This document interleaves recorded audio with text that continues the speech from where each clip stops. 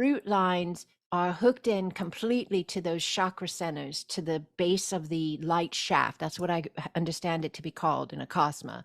The torso and the head are your light shaft. Yes! And then your root lines plug your light shaft into the planet. Does that make sense to you? Yes, they root you into the planet. So when you do a root reconnection for someone, you're plugging them back into the earth because they've been unplugged. And that's why we're sick. That's why we're confused. That's why we forgot who we are. And that's why we're not running our full optimal energetic flow. Does that make sense to you? Yes, because we're unplugged. Yes, how do we expect humans to anything to run if it is not plugged into the source, yes, of one of its spaces of power? And one of our spaces of power is in a human form, is the earth. Yes, we're designed to live in connection with the energy of the planet.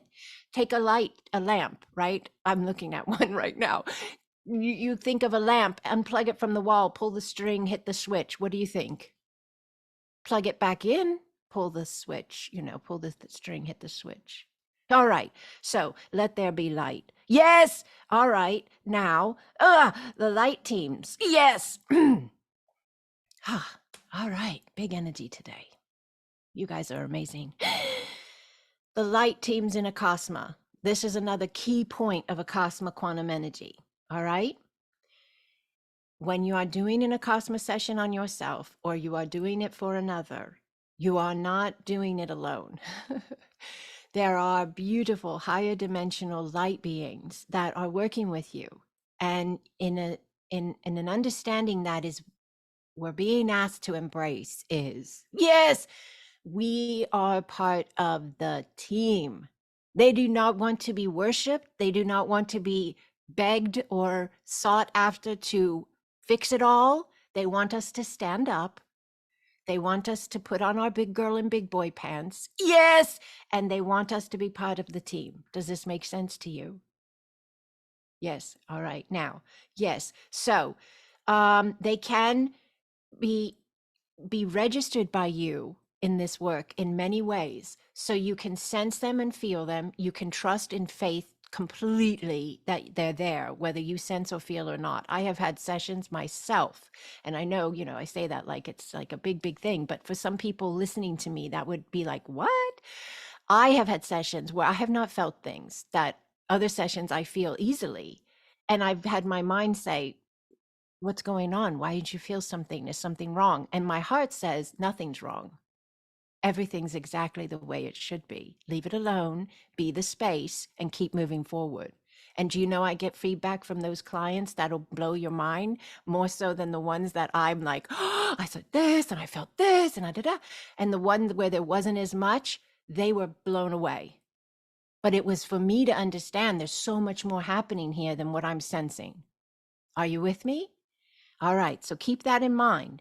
Do not go in the head about what you sense, feel, see, understand, whatever, because even when we do sense, feel, see, which is fantastic, and we do, it is so beyond what we're sensing and feeling and seeing. It's way beyond. All right, the light teams can be perceived or not. It doesn't matter. They're always there. Yes, you can begin filming yourselves if you want. Some of you have already done this. You see my videos where I sit and the room's a little darker and you see the beautiful orbs coming through. Sometimes they're flashing or blinking. I have one that looks kind of like a bird. Yes, so you can do this as well if you want to. You can, and I say play with this. And they love that I say that. Some people could say, oh, that seems, not respectful. Yes, because they're higher dimensional beings and they're sacred and they're divine and they're loving. And I say, play with it. But you know what? They love to play. They love to play. They love play. They love joy. It's like dolphins. They love to play. They love joy, So anyways, if you want to do this, I'm going to tell you the best way to try it out, because everybody has asked me one time or another, how do you get those videos? All right. I take my cell phone, and you have a flash on your cell phone.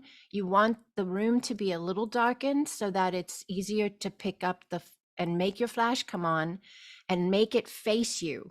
You have to put the towards you, where the flash is into the room, because that is what is making the camera pick them up. And they're there. This is what's so fascinating about it and fun to do on your part.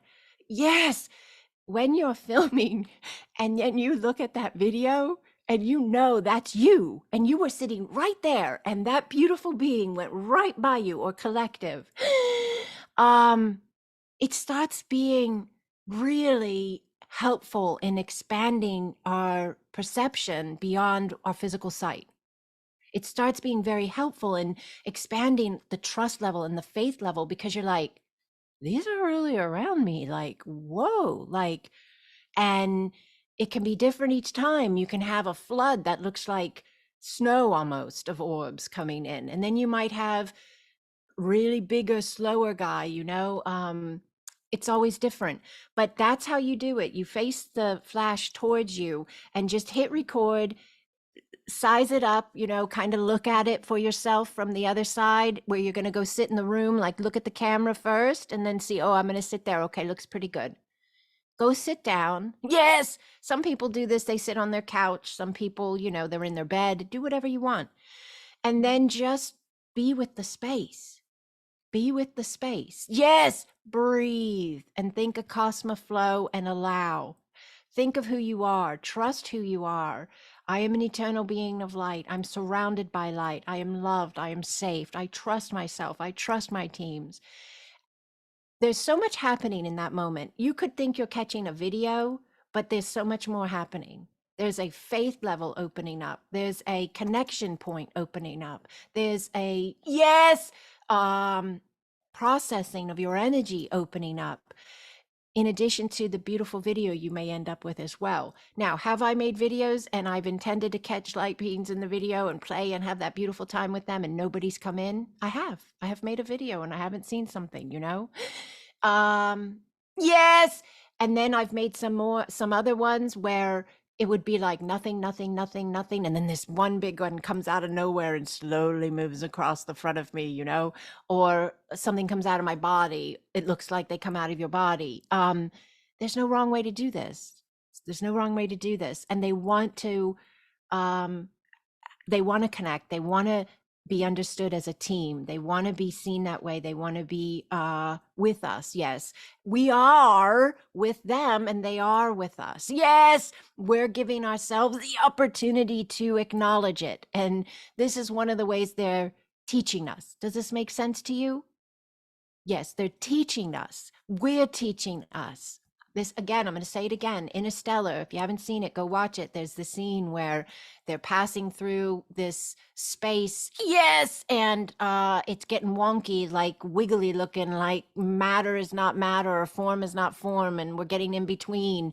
And Anne Hathaway's character sees this light type of thing coming through this wavy space. And she knows, she can sense and feel it's a being, and she's about to reach out, and Matthew McConaughey's kind of like, hey, should you be touching that? No, that was my take on it. But, it's just a really cool scene. And it always made me think about the beings that I see and the experiences I have, and how that form that we view and pick up as reality is so boxed, and we are so much more. And they are giving us the opportunity. We are giving ourselves the opportunity to understand how much more we are.